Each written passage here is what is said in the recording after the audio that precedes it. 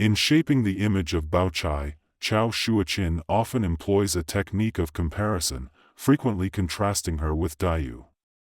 This approach creates numerous opportunities for comparison, known as the Chai-Dai comparison, allowing him to develop both Baochai and Daiyu's characters. So, the first comparison, let's take a look at Baochai's background. In Chapter 4, we've talked about how it's a case of confusion and misjudgment, and this serves to explain how Xue Pan and his family came to the capital city. If we flip to the end of Chapter 4, we find this passage, "At present, let's not dwell on Yuzuan," indicating that Yuzuan has finally found someone. Then it goes on to say, "Now, let's not talk about Yuzuan." Who is this Mr. Xue? He is from Jinling, Nanjing, from a scholarly and noble family, but as Mr. Xue lost his father at a young age, leaving behind his widowed mother, Madame Xue. Therefore, Xue Pan is the lone root of the family, and is excessively indulged and spoiled, resulting in his lack of achievements. The family is immensely wealthy, being one of the 4 great families and originally engaged in business transactions for the imperial court. Mr. Xue's father had also held a prominent position in the official circles. But with his father's passing, the family lost its backing, so they all moved to the capital city. And upon their arrival, they essentially sought refuge with the Jia family.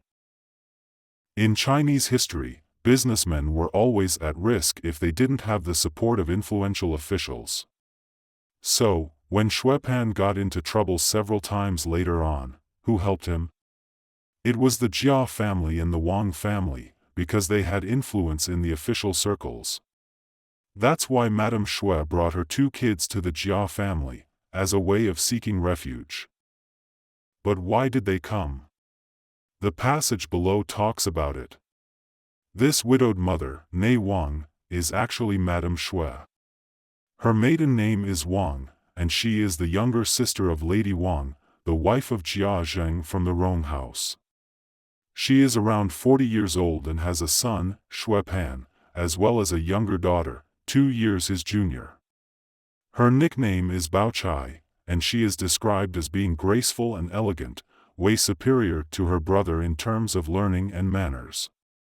When their father was alive, he adored Baochai and taught her to read and write, resulting in her being 10 times better educated than her brother. After their father's death, as her brother couldn't support their mother, she put aside scholarly pursuits and focused on managing household chores to relieve her mother's burdens.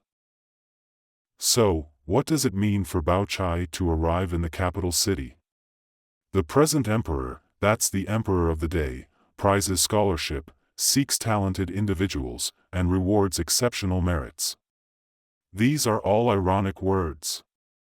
It means that apart from selecting consorts and concubines, talented children from noble and official families can also be enrolled by the imperial household to serve as attendants for the princesses and county ladies, to act as assistants, or to perform various other roles.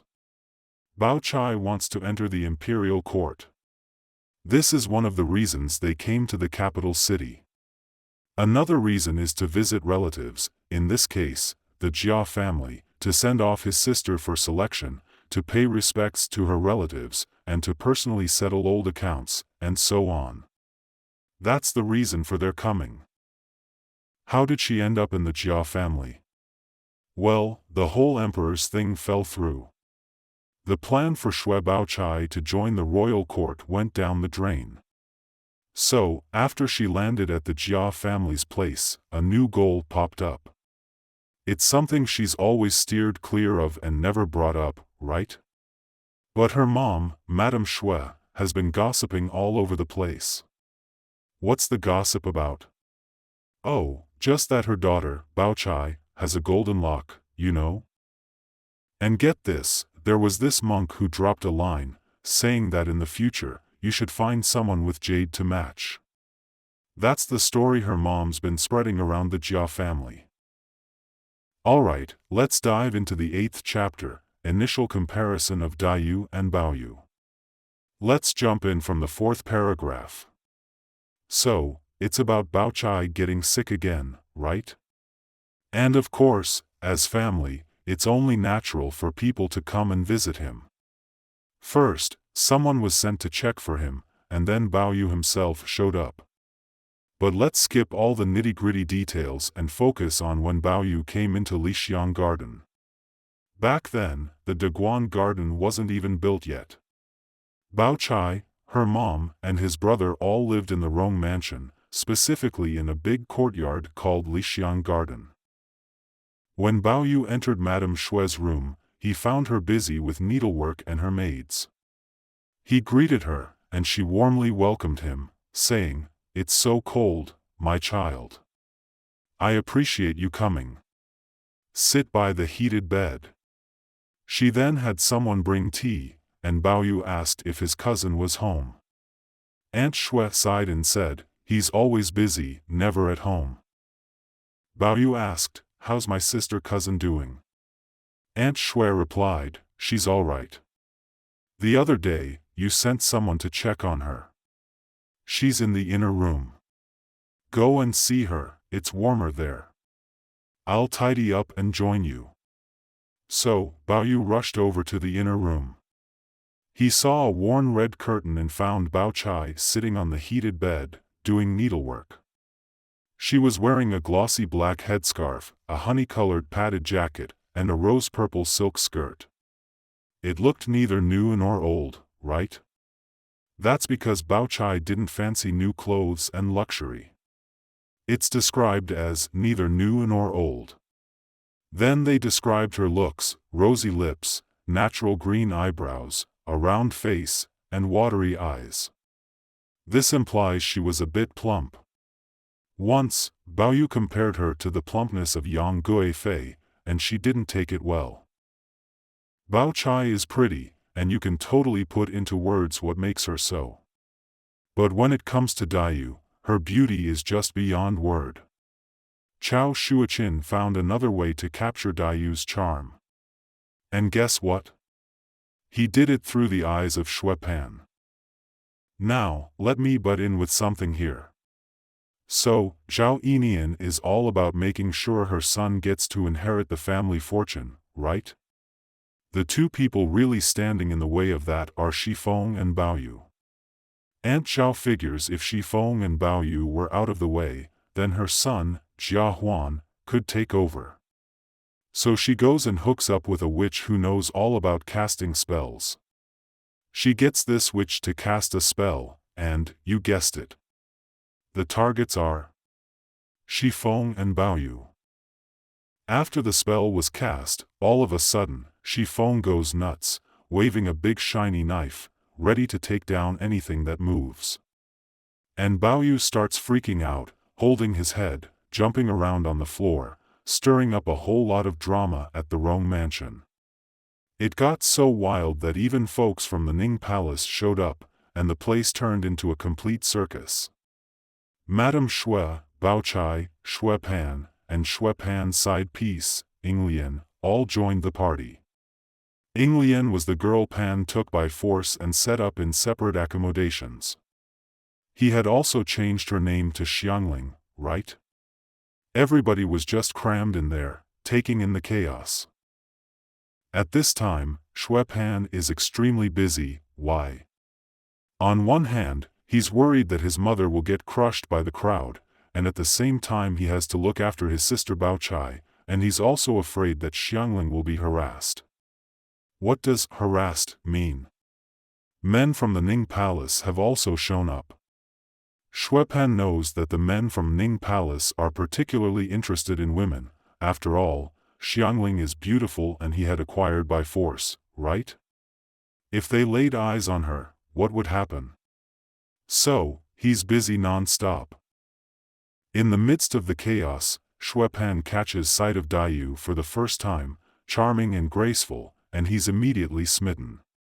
What beauty can make Xue Pan swoon like that? After all, isn't Xue Pan a rough kind of guy? But when he sees the beauty of Daiyu, he's about to swoon. Is this mode of portrayal similar to Tolstoy's style? Is Anna in Tolstoy's writing beautiful? Incomparably beautiful. But how is it conveyed? It's hard to put into words. Whose perspective is used? Vronsky's. Vronsky's mother happens to encounter Anna Karenina on the train from Moscow to St. Petersburg, and the two of them hit it off, chatting quite amiably. Then they get off the train together. Vronsky had been on his way to meet his mother, but suddenly he sees a young woman by her side. By using Vronsky's perspective to depict Anna's beauty, that youthful vitality and elegant grace, it's just indescribable. Therefore, literary masterpieces cannot and should not be adapted for the screen. Every attempt to do so is bound to fail. As we're reading Dream of the Red Chamber while not having seen the movie or TV show based on it, we're picturing how beautiful Daiyu is in our minds, and it's just impossible to put into words. But then, when we finally see this one actress playing Lin Daiyu, and she's looking a certain way, it's just such a letdown. You know what I mean? You've already imagined Daiyu's beauty in your mind's eye, and now there's an actual actress trying to be her. That's why trying to bring these classic books to the screen always ends up being a disappointment in the end.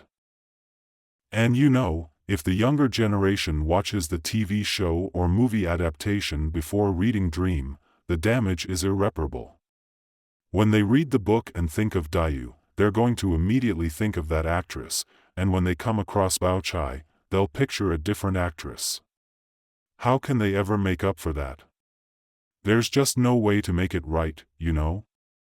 What can they do? Maybe come back in the next life in China just to experience reading Dream of the Red Chamber for the first time. There's just no way to make up for it in this lifetime. There's this American female writer who once talked about Tolstoy's amazing novel War and Peace. She said she wishes she could go back and experience that feeling of reading War and Peace for the first time. She talked about how the novel starts with a sentence about a meadow, and then a symphony beginning to play. So, I'm lucky that I read the book before watching the TV show or movie, and I know that the actress playing Daiyu is not the real deal. Alright, now we can put Baochai's beauty into words. They say her face is like a silver plate, and her eyes are like apricot blossoms. Earlier, it was mentioned that her skin is lustrous, right? She carries herself gracefully, and then what can we say about her character? She's reticent. People say she conceals her intelligence and remains modest and unassuming, claiming to be untalented.